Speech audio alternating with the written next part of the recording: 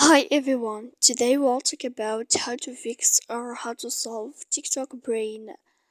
To know how to fix or how to solve TikTok brain, you should just go to settings like this. You will click.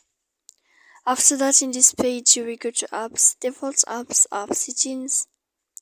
When you will see this list, you will go down to find the application of TikTok and you will enter.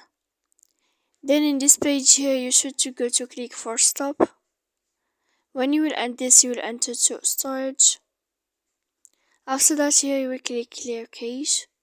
Then you will go to click clear data. And when you will end all this stuff, as you see here, you can update your application. So please don't forget to support us by like and subscribe. See you next time in another video. And thank you for watching.